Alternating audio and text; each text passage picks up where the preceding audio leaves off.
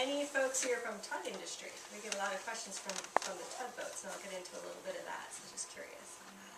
All right. Well, I will get started here. I definitely want to hear your input and do the whole Q&A thing, so we should have plenty of time for that. And so I'll just slide through all this information here. And Josh or whoever, feel free if I need some, if you want to chime in on anything, just feel free. One of the biggest questions we get is, what is a no-discharge zone? So what it is it's a designated area where sewage from vessels cannot be discharged. And it's sewage, black water. We're not talking about gray water, village water, anything else. It's specific to sewage. And this is a mechanism under the Clean Water Act. So the Clean Water Act says states cannot regulate vessel sewage unless you establish a no-discharge zone. So it's something that's commonly used around the country, although as you can see on the map, none here in the northwest part of the country. And not all of these states have like the full state as a no-discharge zone. Some of them are smaller segments of that state or the coastline, things like that. But there are 80 different no-discharge zone areas throughout the country. So current law versus what a no-discharge zone would do. So current law says that, and you guys are, I'm sure, all familiar with this, but 3 miles from shore, you can discharge untreated or treated once you're beyond that 3-mile limit. If you have a toilet on board, you must use a Coast Guard certified marine sanitation device to discharge within that 3-mile boundary area. And currently the authority for everything related to marine sanitation devices and those discharges falls under the Clean Water Act with the U.S. Coast Guard with the enforcement authority. With the no-discharge zone, no discharges for treated or untreated sewage would be allowed in that zone. So holding capacity is necessary for that. And then the authority for no-discharge zone, once you get that petitioned, can come down to a more local level. So enforcement authority can come down to existing resources, and I'll get into that a little later.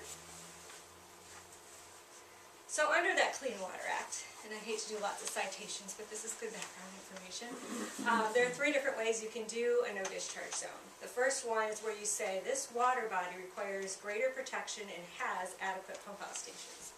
So you have adequate pump-out areas or facilities, and you have that requirement to protect that water body. The second way to do it is to say that the protection of the enhancement of the water body requires the establishment of that zone, but you don't have to show the pump-out capacity. The third way has to deal with drinking water intake, which at this time is not an issue for Puget Sound. So just as a background, as Ecology has been leading this effort and going through this evaluation process, we've been looking at that first option. We want to make sure that there's adequate pump-out capacity before we would look at doing a no-discharge zone. So this project that we've been doing with Ecology, it's been about a 2-year process now that we've been doing the research and meeting with stakeholders.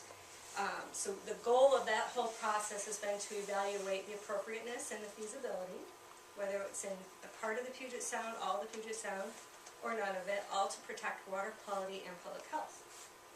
So we've been working with a lot of people. We're not doing this alone. It's a big project.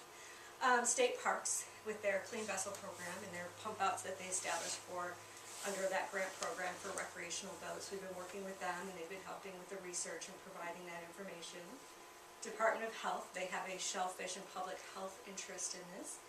Of course, our stakeholders on recreational, commercial side, some of the environmental groups, people from Puget Sound, back when they were people from Puget Sound, worked with them on some of the initial parts of the project. Washington Sea Grant has helped out with a survey that we did with recreational boaters. It's a survey they always do. We added a few questions onto there for our research purposes. And then other partners, of course, Puget Sound Partnership. It's on their action agenda as one of their priorities. And Fish and Wildlife, EPA, and many others that I'm not listing. So I have a quick question. So you said that it was on the Puget Sound Partnership action agenda. So is this specific thing on the action agenda? Establishing a no-discharge zone is on the action agenda. Okay.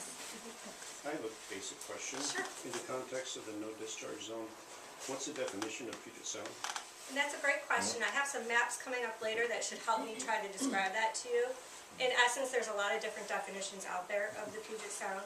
We started this project with the broader definition that includes all the way out of the Strait of Jankowiak up to the border of Canada.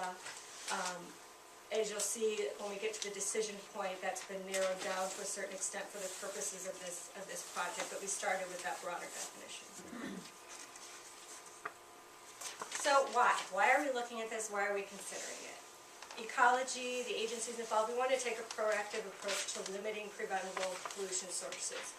And not just this, we're also looking at other things like combined sewer overflows, septic tanks, ag lands, all these different elements of pollution sources. We are working to prevent those discharges, and this is one of those.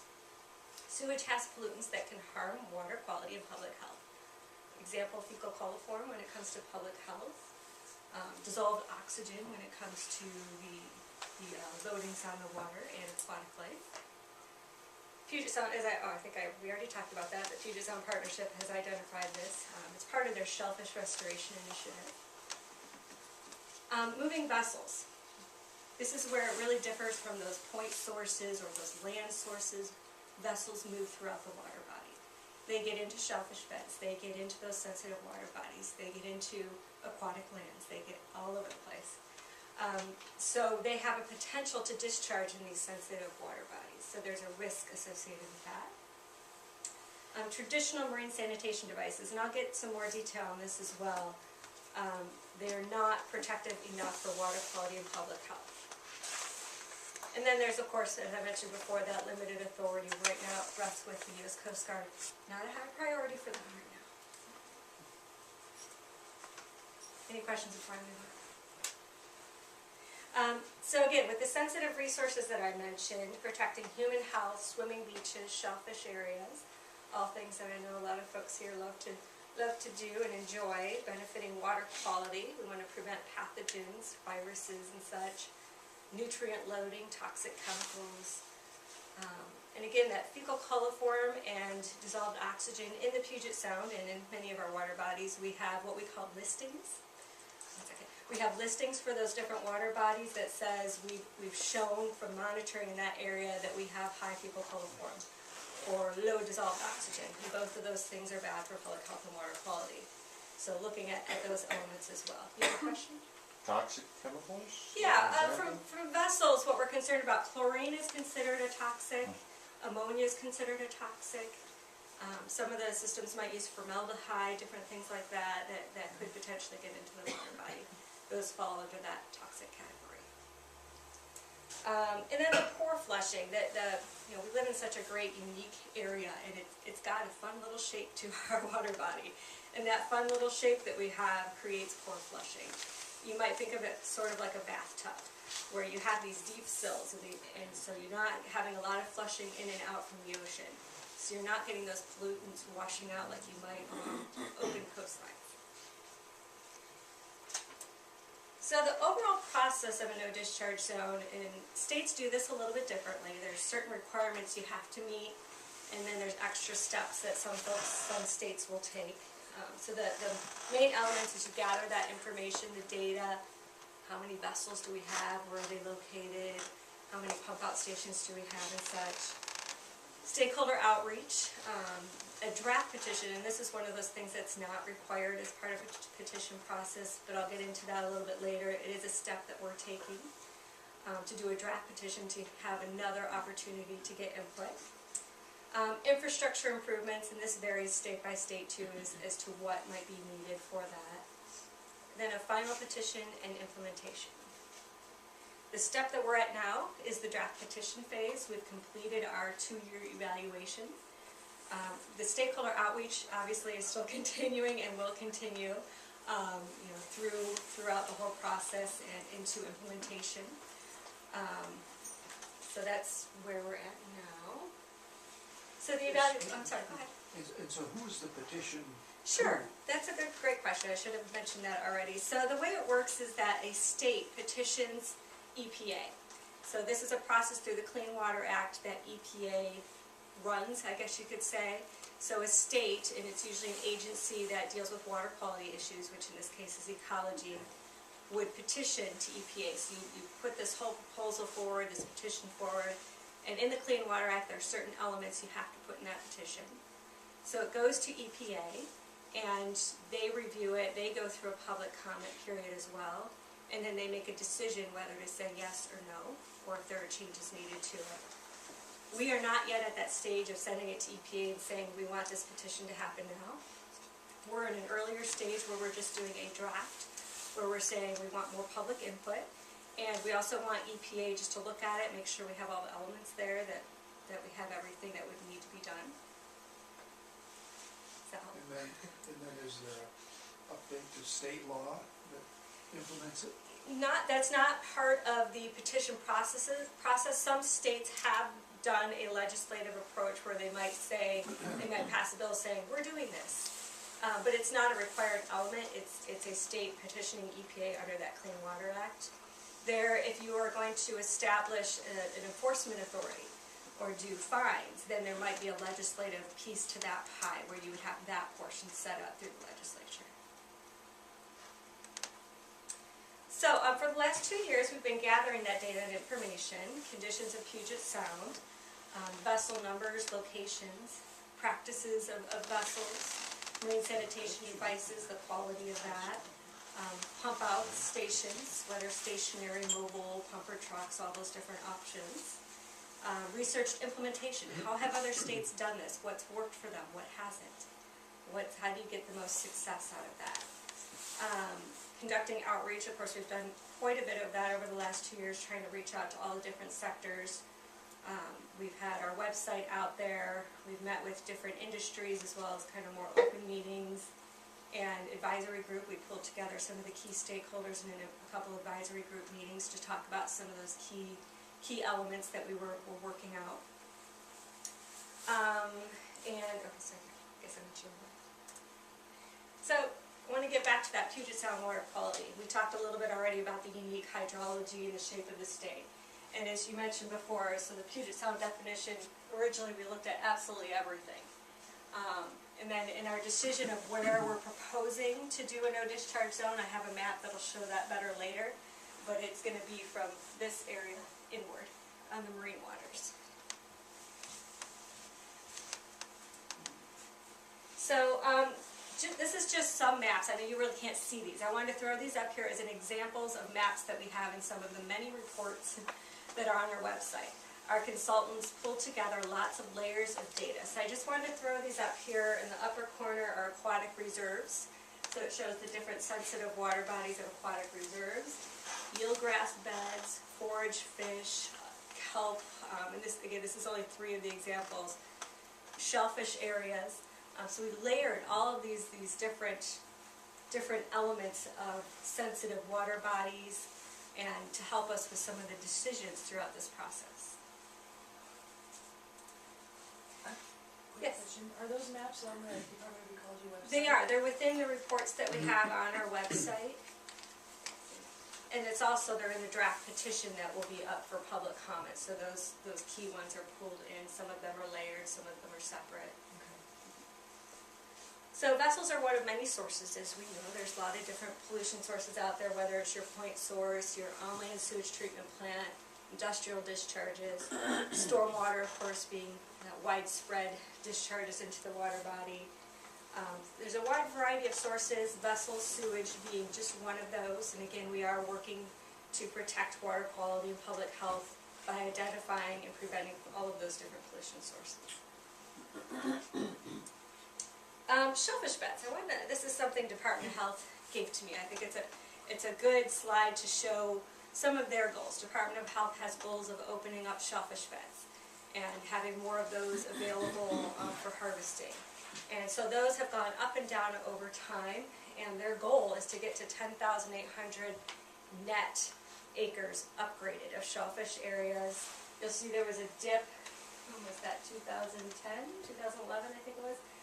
Sewage Bay was downgraded, so there was a big jump down for there. So there's more work to be done to protect those areas. So marine sanitation devices, now I want to jump to the systems that are used on board some of the vessels. And I think I have this on a later slide, but there's about 95% of recreational boats that already have holding tanks. Commercial vessels, it's 94% approximately of commercial vessels that already have holding tanks. So we're talking about a smaller number of vessels that use these treatment systems, but the treatment systems, like I mentioned earlier, do not meet those water quality standards. The type 1 systems, electroscans, a good example of one that's fairly commonly used, does a maceration and disinfection. It can perform well for disinfection, but it lacks the ability to treat organics, solids, toxics, and nutrients. The type 2s that you would typically see on your commercial vessels, greater than 65 feet, typically are biological, so there is a little element of biological treatment. It's typically like air added to the system, disinfection. There are some vessels, like your large cruise ships, that some of them use advanced treatment technology, where it's what we call a tertiary treatment system. So it goes to another level of treatment. But even those systems have their limitations and don't meet all of the water quality standards out of the pipe, such as ammonia. There's just not, even on a large cruise ship, there's not enough space on board for the technology to remove the amount of ammonia to meet those standards. And there's a lot of words on this. I should cut this slide down a little bit, but just to go over this real briefly. And the type 1 marine sanitation devices, we pulled a lot of research together. We looked at studies, we looked at sampling results. We have our own experiences with sampling results. For the type 1 systems, some of the numbers you'll see up here. The 82 is an average fecal coliform from that study from the electroscan. 380,000 is the number thrown out there for fecal for another type of system, the thermopure. Our water quality standard, you'll see at the bottom, is 14 for fecal coliform. The systems for MSD, they're designed to meet 1,000 fecals, so even the design element isn't matching up with our water quality standard. So there's a big difference between both the design standard and what we're actually seeing coming out of the systems, that they don't meet up with those water quality standards. And then I just want to mention too that they're highly variable results that we're seeing as well. One vessel might be operated and maintained really well, we have good quality coming out of it. Another may not have had that attention to it, and so you're seeing high fecal coliform.